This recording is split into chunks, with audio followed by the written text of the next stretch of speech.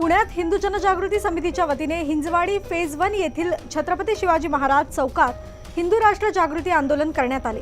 नाशिक येथील एका बहुराष्ट्रीय कंपनीत महिला कर्मचाऱ्यांचे शोषण, दबाव आणि अन्य गंभीर प्रकार घडल्याचा आरोप करत या प्रकरणाचा देशव्यापी तपास करण्याची मागणी करण्यात आली आहे। हा प्रकार केवळ नाशिकपुरताच मर्यादित नसून इतर शहरांमध्येही अशा घटना घडत असल्याचा संशय व्यक्त करण्यात आला।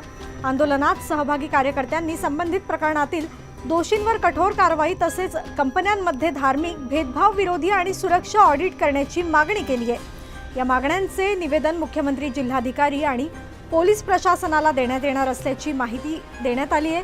प्रशासनाने कारवाई न केल्यास राज्यभर आंदोलन छेडण्याचा इशाराही देण्यात आला आहे। नुकताच जो नाशिकमध्ये झालेला जो काही प्रकार आहे त्या प्रकारामधून जिहादचे अनेक वेगवेगळ्या प्रकारांपैकी हा एक प्रकार आपल्याला खरं म्हणजे विचार करता येणार नाही। इतक्या वेगवेगळ्या प्रकारचे जिहाद सध्या चालू आहेत। ज्यावेळेस आपल्याला ते बाहेर आलेले दिसतात त्यावेळेस आपल्याला समजतं की हा एक जिहादचा प्रकार आहे। परंतु प्रत्येक पावलावर ज्यावेळेस आपण पाणी सुद्धा पित असतो त्या पाण्यामध्ये सुद्धा लव जिहाद आहे।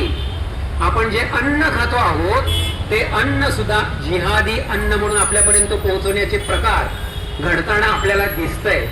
आपण ज्या वाहनामधून प्रवास करत असतो त्या वाहनांमध्ये सुद्धा जिहादी मनोवृत्तीची लोक बसलेली असतात। आपण ज्या ज्या फोनवरून बोलतो आहोत, जो आज आपण अँड्रॉइड फोन वापरतो आहोत त्या फोनमध्ये सुद्धा जिहादी मानसिकतेची लोक बसलेली आहेत। आणि ज्यावेळेस आपण इंटरनेट चालू करतो त्यावेळेस इंटरनेटवर चालू केल्यानंतर आपण मनामध्ये जे काही विचार करतो आणि जे काही सर्चिंग आपण करत असतो ते डिटेक्ट करण्यासाठी अत्यंत चांगल्या प्रकारचं एक ॲप त्यांनी तयार केलेलं आहे।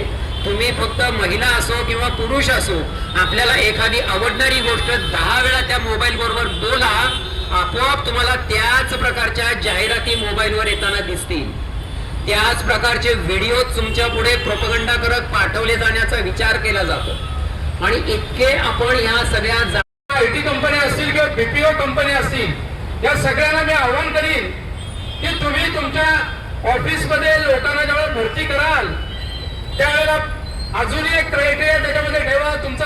तुम्ही सर्टिफिकेट बघत असाल, तुम्ही एक्सपिरियन्स बघत असाल, त्याच्या जोडीला दहशतवादाशी कोणाचं कनेक्शन आहे हे सुद्धा तुम्ही चेक करा आणि त्याच्यानंतरच त्या माणसाला कामावर घ्या, अशी मागणी या आंदोलनाच्या निमित्ताने आम्ही करत आहोत। बांधवांनो, ज्या वेळेला हे अशा पद्धती कृती करतील की दहशतवादी जर का कनेक्शन असेल त्याला ते टाळतील, त्यावेळेलाच आपल्या मुली सुखरूप राहू शकतील।